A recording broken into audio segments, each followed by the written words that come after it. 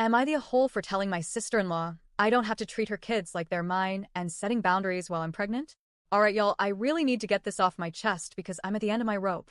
25F, never saw myself as the maternal type. I was never the person cooing over babies or volunteering to babysit at family events. Honestly, I didn't really like kids all that much, especially when they weren't mine. But then life happened. I met my husband, 26M, we got married, and now I'm 8 months pregnant with our first child. And while everything inside me has shifted about my baby, that doesn't mean I suddenly signed up to be everybody else's full-time nanny. Enter my sister-in-law, my husband's older sister, 36F. She's a single mom of 3, a 4-year-old boy who's wild and not potty trained, a 7-year-old boy who's mostly nonverbal and mimics things he hears off cartoons, and a 9-year-old girl who, to her credit, is actually super sweet and tries to keep her brothers in check. Now, I want to be clear, I respect her hustle. She works full-time Monday through Friday, raises her kids on her own, and I know it can't be easy.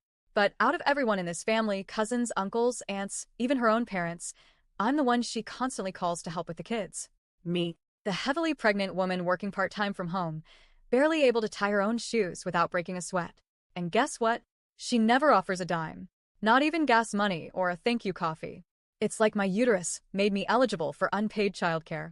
Things came to a head recently at a family bonfire barbecue. She came over with her kids, and within 5 minutes of arriving, she asked me to just help out a little while she grabbed a drink and socialized. I didn't mind at first.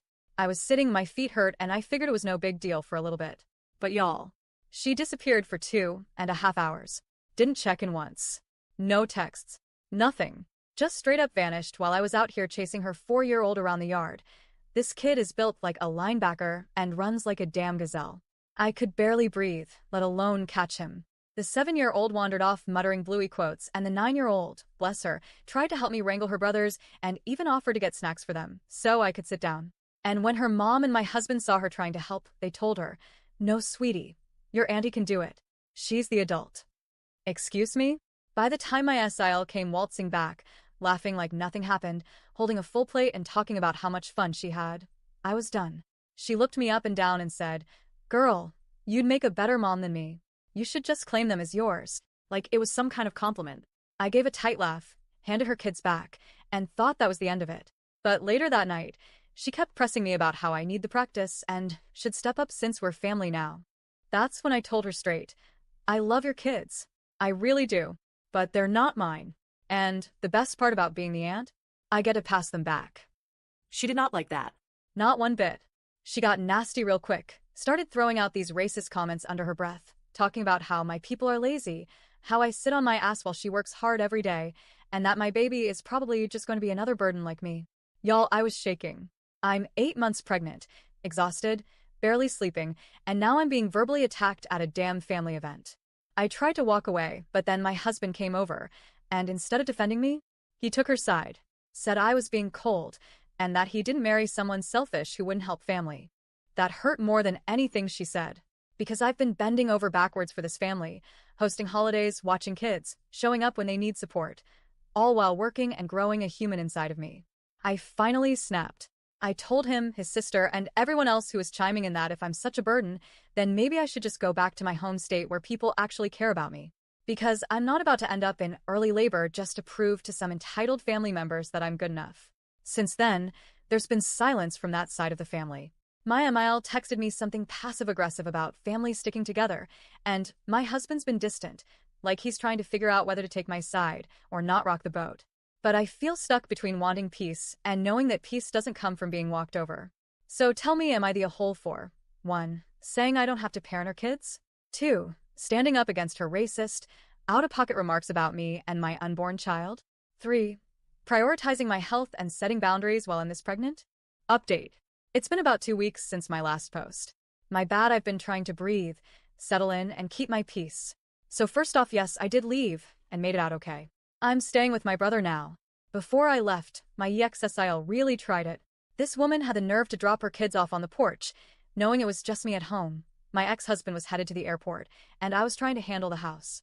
When she saw I wasn't coming to the door, she told her kids to go around back where there's a pool, no gate, for feet to 10 feet deep. If that gate had been locked like it should have been, anything could have happened. But she didn't care, just pulled off. And as much as I didn't want to deal with it, I let the kids in, but I also called the police. I'd had enough. They came, talked to me, and called MIL to come get them because I wasn't doing this again. I was leaving the next evening and wasn't about to be guilt-tripped into babysitting. MIL showed up angry, calling me a pathetic bitch and saying my daughter would never be accepted. She tried to attack me, but luckily the officer was in the way.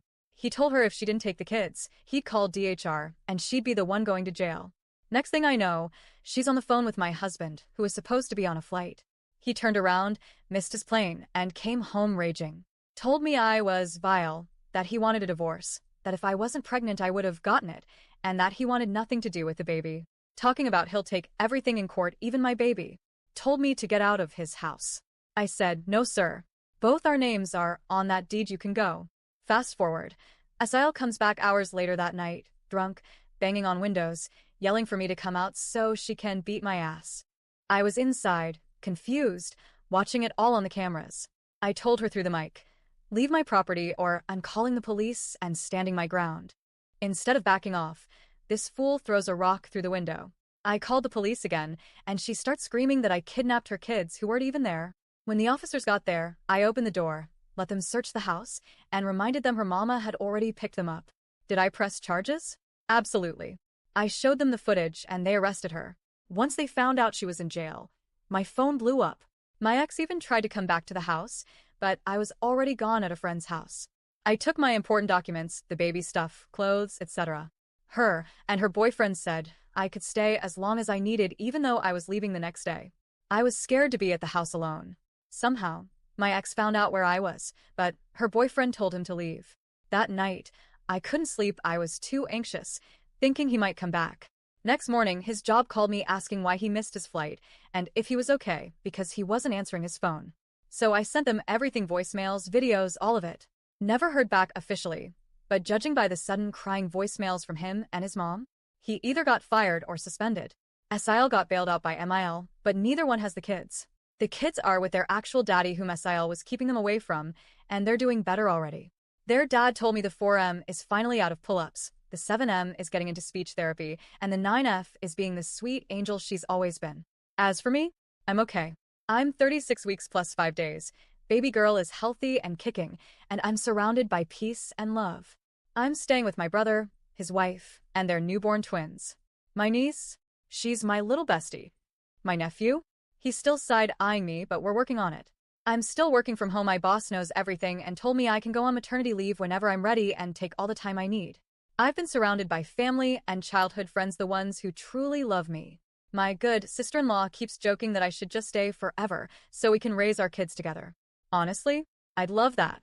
But I'm also focused on building something just for me and my daughter. Oh, and yes, I'm getting that divorce. I'll be filing out of state, so it'll take some time, but I'm playing it smart. No more emotional moves, just prayers, planning, and peace. To everyone who told me to run, thank you. Y'all were right. The advice, the jokes, the love, I needed all of it. He was all I ever knew. We met freshman year of college, but now, I'm choosing me. I'm choosing my daughter. I'm choosing peace. And in God's timing, we'll be just fine.